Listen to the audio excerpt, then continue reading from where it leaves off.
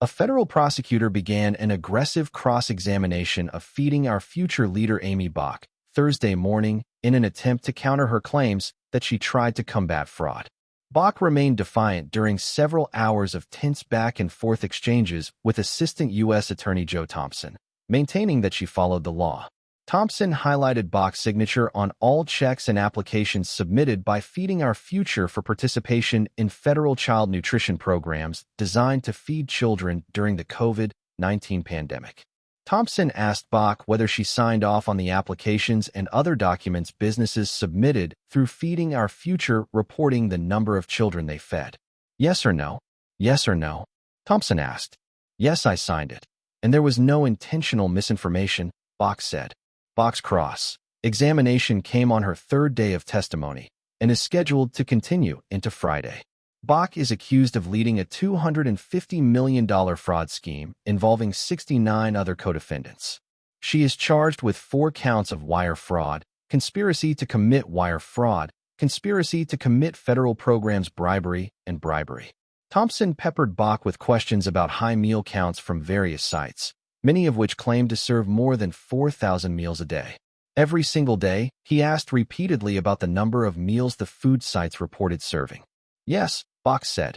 Thompson also asked about the number of meals reported by Safari Restaurant, whose co-owner at the time, Salim said, is being jointly tried with Bock. Safari was one of the largest food sites working with Feeding Our Future. That's a pretty extraordinary number, Thompson said of Safari's claims that it served 5,000 meals a day in the summer of 2020. You would agree, wouldn't you, Ms. Bock? Now, yes, Bock testified. At the time, no. The alleged fraud involved Feeding Our Future receiving federal funds through the Minnesota Department of Education, MDE. Feeding Our Future then distributed those funds to food vendors and food sites such as Safari, which were supposed to provide ready-to-eat meals to local children during the pandemic. Working through Feeding Our Future, several organizations reported serving thousands more meals than they actually did, or never served any at all, in order to receive more federal reimbursement dollars, according to prosecutors. Thompson highlighted how Bock clicked a check mark on every meal claim that she submitted to the state on behalf of Feeding Our Future's food sites. The checkmark certified that the numbers Bock submitted were accurate under penalty of perjury, according to copies of the meal claims shown in court. Bock, however, said the checkmark had a different meaning. I certified I had the meal count records available, and they were classified in the right category and that there was no deliberate misrepresentation, Bock said of the checkmark. Bock testified multiple times that she didn't look at meal counts from food sites that were emailed to her, but instead relied on her staff to review them and submit them to an online system called Centerpilot. Bock said she would use the meal counts entered into Centerpilot to support the meal claims she filled out and submitted to the government for federal dollars. When Thompson showed emails Bock personally received with inflated meal counts from food sites, Bock said she forwarded those to Feeding Our Future's meal claims department to handle. Are you sitting on the stand right now and saying you never once looked at a meal count? Thompson asked. I looked at them, but not often, usually as responding to questions from staff, she said. Bock denied knowing that Feeding Our Future's food site operators were spending money on big houses, luxury cars, and commercial properties. Thompson at one point asserted that Bock rode in luxury cars herself. I have been an unwilling passenger in a Lamborghini, she responded. She also denied testimony from multiple prosecution witnesses who said at trial that she told food site operators to stop flaunting their money because it could draw suspicion. Bock testified that she was passionate about feeding underprivileged children. I even told the FBI agents at my house that I'd do anything to help catch people committing fraud, Bock said. Well, you did a heck of a job of it, Ms. Bock, Thompson said. Thompson also countered Bock's earlier testimony that she shut down several food sites because she suspected them of fraud. He presented emails showing that MDE denied some food sites like Sambusa King and Lido Restaurant in the spring of 2020, and that Feeding Our Future had actually appealed the denial of those food sites.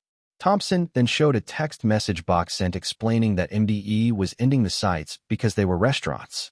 Bock said that Feeding Our Future was contractually obligated to appeal all denials of food sites even when it didn't want to.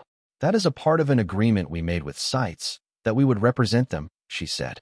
Bock then maintained that MDE denied the sites for the summer program, and Feeding Our Future then decided to terminate them because they were no longer needed. Bock says she tried to stop fraud. Thursday was the first time prosecutors were able to question Bock at trial. She began her testimony last Friday afternoon under direct questioning from her attorney, Kenneth Bock, and resumed that testimony yesterday. Bock testified under Bock that she detected fraud and tried to stop it. She continued some of that testimony Thursday morning. She acknowledged that she could not stop all fraud from taking place under Feeding Our Future's watch. Investigations were sometimes really difficult, Bock testified. She said she looked into suspiciously high meal claims, but that when she asked food vendors if they provided the claimed amount of food and followed up with wholesalers to see if food was purchased, she was often told yes. Bock testified that now that she's seen bank records, she agrees that fraud occurred. They were all saying yes, because, as the government has been able to show, they were all in on it together, she said of the businesses that worked through Feeding Our Future to access federal food aid money. Bock denied all the charges under questioning from Bock, which sought to portray her as a concerned watchdog rather than a benefactor. Prosecutors accused Bock at trial of making $1.9 million through the fraud, but she testified under her attorney that she never asked for any kickbacks or bribes, or knowingly submitted false meal claims to the state. It wouldn't be worth the risk, she told the court. Nothing would be worse or worth ever being separated from my children, she said Thursday through muffled tears. The prosecution launched 5 weeks of testimony against Bock, whose testimony offered explanations for the money she allegedly stole. Did you devise any scheme to mislead the public to your benefit? Bock asked Bock Thursday. No, it was just the opposite, Bock testified. I was trying to expose what we were seeing. I was trying to take it seriously. Bock is being tried alongside former Safari restaurant co-owner Salim said. Under questioning from Bock, Bock also provided explanations for text message evidence the government presented against her earlier in the trial. In February 2019, Bock exchanged messages with Feeding Our Future employee Hadith Ahmed about rumors being circulated by a woman running a meal site. Feeding Our Future worked quickly to shut down the rumors that the organization wasn't promptly paying out reimbursement claims. We may have become the mob, Bock messaged Hadith Ahmed. The message was a sarcastic joke, Bock testified Thursday. When we had problems, we would aggressively attack and eliminate, Bock said. She described herself as such a stickler for the rules that she refused to take home a sample vial of perfume that an employee tried to give her.